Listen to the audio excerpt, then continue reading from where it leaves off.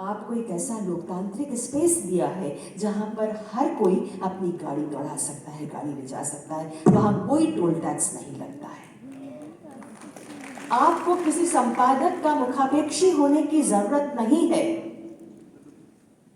आप लिखिए और आप बिना किसी संकोच के, बिना किसी बाधा के उस सोशल प्लेटफॉर्म पर जाकर अपनी आवाज को ऊंचा कर सकते हैं, अपनी आवाज की गूंज को लाखों करोड़ों लोगों तक पहुंचा सकते हैं, राष्ट्रीय सीमाओं का उल्लंघन करके अंतर्राष्ट्रीय स्तर पर पहुंच सकते हैं।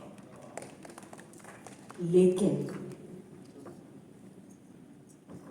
यहां पर बहुत सतर्क होने की जरूरत है, बहुत सावधानी भी अपेक्षित है। मैं इस बात को जब उठा रही हूं तो लेखन के लिए उत्कंठित युवाओं को ये कहना चाहूंगी कि सावधानी बहुत जरूरी है। सावधानी हटी, दुर्घटना घटी। आपके पास एक मंच है, बहुत सही कहा कि आप उसका सही इस्तेमाल कैसे करेंगे। आपको हड़बड़ी में नहीं होना है, हमें हड़बड़ी नहीं चाहिए, क्योंकि ये जो सोशल मीडिया है उस पर जो आप डालते हैं, उस पर जो लाइक मिलते हैं, वो एक तरह का रसायन आपके दिमाग में बनाता है जिसको हैप्पी हार्मोन कहते हैं हम। लेकिन उससे बहुत ज़्यादा प्रभावित मत होइए, बहुत जल्दबाजी मत कीजिए। जल्दबाजी वाला साहित्य जो है जल्दी ख़त्म भी हो जाता है। थोड़ा रुकिए, ठहरिए। आपके भीतर जो हृदय है, उसके भीतर जो स्पंदन है, वो जीवन की चिंताओं से जिस तरह से धड़कता है, प्रेम में सरोबार होते हैं, तो कल्पना और सपनों की न जाने किस उड़ान उभरता है, उसको आराम से महसूस करने दीजिए।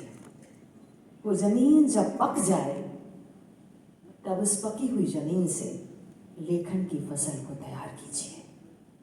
यकीन मानिए बहुत दूर तक जाएगी और लहराएगी। तो ये सावधानी बहुत अपेक्षित है जिसकी बात मैंने कही आपसे। एक बात और मैं कहना चाहूँगी कि अक्सर हमारे विश्वविद्यालयों में, साहित्यिक मंचों पर एक बात उभर करके आती है कि साहित्य में जो पुरानी पीढ़ी है, क्योंकि साहित्य में एक साथ कई पीढ़ियाँ सक्रिय हैं। पुरानी पीढ़ी भी सक्रिय है, जो 80 और 90 के उम्र के रचनाकार हैं वो भी सक्रिय हैं, और हिंदी में तो 50-60 साल के रचनाकारों को भी युवा कहा जाता है, वो भी सक्रिय है, और एक बिल्कुल नई पीढ़ी है वो भी सक्रिय है। लेकिन हम ये कहते हैं, अक्सर लोग कहते थे कि नई पीढ़ी से ऐसा कुछ आ नहीं रहा, पुराने जो लोग लिख रहे हैं वो अपने को दोहरा रहे हैं। तो हमारे जैसे लोग, मैं ईमानदारी से कहूँ, मैं कह नहीं सकती कि मैं युवा पीढ़ी के दिमाग को और उनके मन को ठीक तरह से समझ पा रही हूँ, नहीं समझ पा रही हूँ। मैं अपने घर के बच्चों को, अपने बच्चों को, या अपने रिश्तेदारों में हमारे जो बच्चे हैं उनको समझ पा रही हूँ, नहीं समझ पा रही हूँ, क्योंकि वो कहीं एकांत में वो ऐसे गुमे हुए से हैं कि वो खुलते नहीं हैं। आज उन्होंने हमारे सामने खुलना बंद कर दिया है, और उनको जो संवाद का ये प्लेटफॉर्म मिला है, वो पारिवारिक संवाद, और खुल करके वो संवाद वहाँ से गायब हो गया है, तो हम उनको समझ नहीं पा रहे हैं।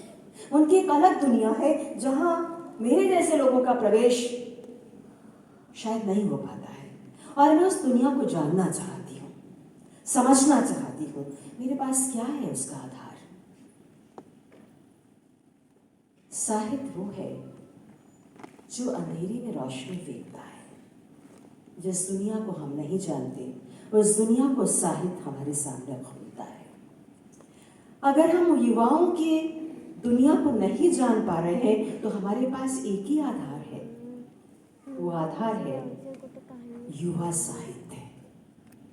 वो जब लिखेगा कि हाई टेक्नोलॉजी के युग में हमको लगता है कि युग बदल गया है, मगर उस बदले युग में एक युवा की मानसिकता कैसे बदल रही है, वो अपने समय को, सामयिक स्थितियों को किस नजर से देख रहा है। जब वो 16 साल की उम्र में एक छोटे शहर से बड़े शहर में पहुंचता है, अमेरिका में पहुंचता है, इंग्लैंड में पहुंचता है पढ़ने के लिए, नौकरी के लिए, तो उसकी कठिनाइयाँ क्या है, उसके तनाव क्या है। जब उसका ब्रेकअप होता है प्रेम से, चौथे पांचवें प्रेम में जाता है, तो उसके द्वंद्व क्या है, उसका दर्द क्या है, उसकी तकलीफ क्या है, देश और समाज के लिए उसकी चिंताएं क्या हैं, उसके सरोकार क्या हैं। अगर हम ये समझना चाहते हैं तो युवा साहित्य के पन्नों को आपको पलटना होगा, तो शायद हम इसको समझ पाएंगे। इसलिए युवा साहित्य से हमारा जुड़ना बहुत ज़रूरी है और युवा साहित्य को प्रोत्साहित करना भी ज़रूरी है। और साहित्य अकादमी ये काम कर रहा है, साहित्य अकादमी को इसकी बहुत खुशी है और इस पर गर्व है। आज हमने इस मंच पर देखा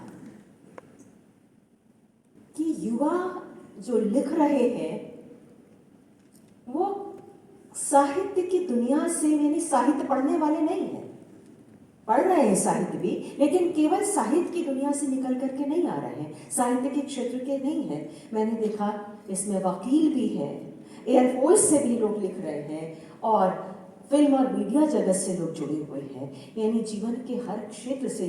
पहले मुझे मिली थी आप जो है वो, उन्होंने बताया मैं डॉक्टर हूँ, उनको युवा साहित्य पुरस्कार मिल चुका है।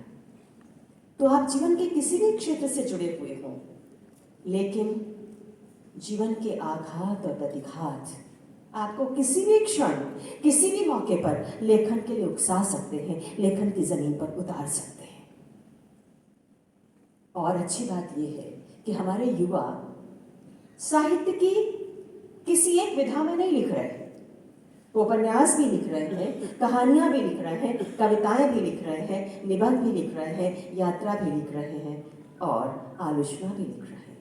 लेखन की हर विधा में अपनी उपस्थिति को दर्ज करा रहे हैं। एक बहुत ही, मैं कहना चाहूँगी, हमारे लिए संतोष का विषय है, गर्व का विषय है।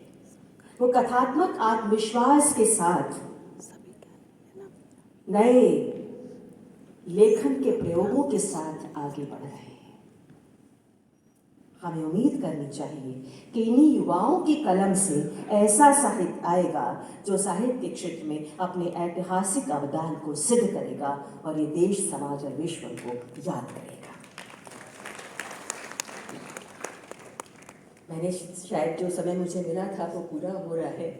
अंत में मैं आप सबको पुनः बधाई देना चाहूँगी और आपके लिए मंगल कामना करना चाहूँगी।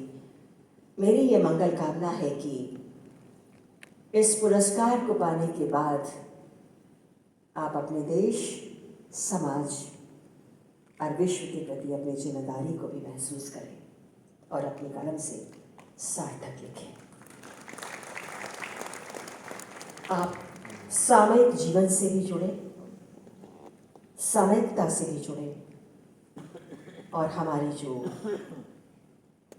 अपनी ज़मीन है, हमारा जो इतिहास बोध है, हमारा जो स्मृति बोध है, उससे भी जुड़ करके निरंतर अपनी कलम को सहेज कर लिखते रहें और आगे बढ़ते रहें। और अपनी परंपरा से आपको कैसे जुड़ना है, कविताएं सुबोध जी ने भी उद्धृत की हैं, माधव जी ने भी उद्धृत की हैं। मैं भी एक कविता की पंक्ति का लोभ नहीं छोड़ पा रही हूँ, वो मेरे इस मोबाइल पर है, तो उसको यहाँ आपके सामने कहना चाहूँगी, चूँकि विवेकानंद जी को भी अंत में पुनः याद करना चाहूँगी। सांस्कृतिक दृष्टि का निवेश हमारे भारतीय साहित्य में किस तरह से प्रवाहमान है और आगे भी प्रवाहमान रहना चाहिए। ये भवानी प्रसाद मिश्र की कविता की पंक्तियां हैं।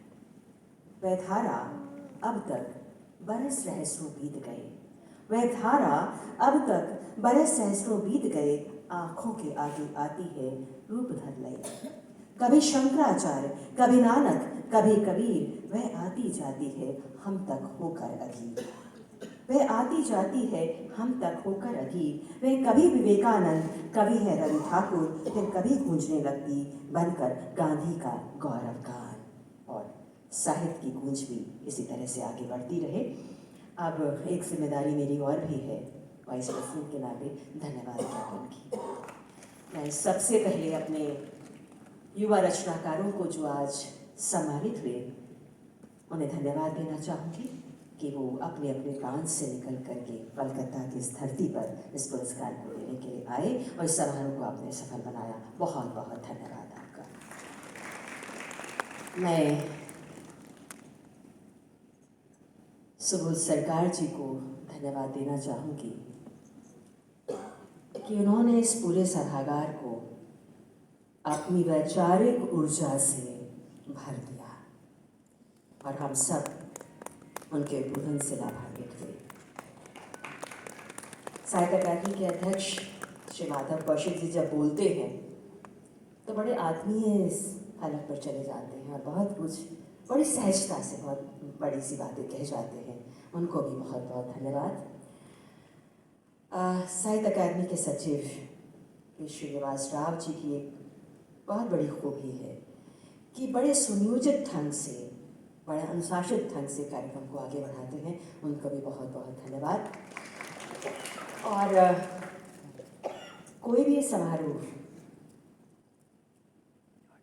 विद्वानों के बिना, जो श्रोता की हैसियत से हमारे बीच यहाँ पर हैं, उनके बिना पूरा नहीं होता। जो मीडिया कर्मी अपने कैमरे को लेकर के, पेन को लेकर के सभागार में उपस्थित हैं, उनको भी बहुत बहुत धन्यवाद। और जो टेक्नीशियन यहाँ पर हैं, जिन्होंने बहुत सारी व्यवस्थाएं हमारे लिए की हैं, उन सबको भी बहुत बहुत आभार, बहुत बहुत धन्यवाद। पुनः नमस्कार।